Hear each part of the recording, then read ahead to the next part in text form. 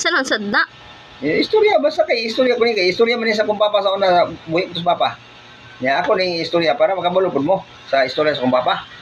Na naro to siya classmate sa unang ngalag Mario. Nya kusog kay mudagan to sa eskwelahan. Runner to, eskwelahan. Mao to'y pambato sa eskwelahan nila.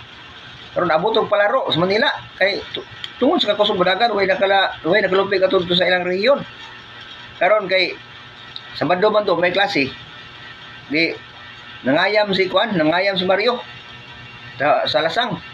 Naman sila lasang sa una nito. Wa pa man kayo daghang pangilati sa una. Nya karon kay nangayam siya, nagdala siya og pana.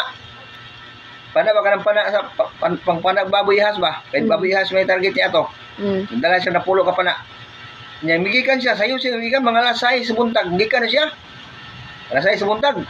Bakta siya mga 2 ka oras maingon dito sa lasang. Abot niya sa tiilan sa lasang. Mga alas 8 na. Abot siya sa tiilan lasang. Lipay na kay siya. Ba't na lipaya kay. Abot siya ito. Layo kay baktasan ko. Pagka dayon sulod siya sa lasang dyan. Pag abot niya sa atong lasang.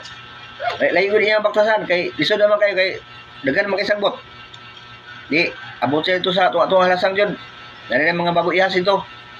As 9 na ang oras. As 9. Pagkano siya ang relo. Tanong niya siya ang relo. As 9 na. Sus karon kay naman ay bago ihas kita niya nag sib dito dool sa may sapa dapat. Iya dingi pana. Pana dili ko ni siya para siyang likod. Pulo buk pana niya. Sus kay aptik man ang bago ihas. Gamay kasi ka sana luksong nila.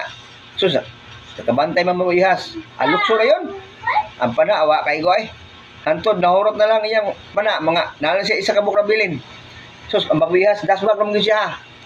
Ayan yung gisinkro ang agtang sa babuyas. Pag-anan niya sa babuyas, lasang yun to. Ang ilasang yun to nga pana yun. Pag-anan na babuyas, sus, babuyas, aptip kay mulihay yun na. Yung kiyata na, hindi mo na para sa bang bawi nga kanang gibuhi sa itong nataran nga. Yung nahinig iglihok, kanang babuyas, ang puting aptika na. Sus, pagpana niya, wak mo yung maigo. Sus, ang pangutana.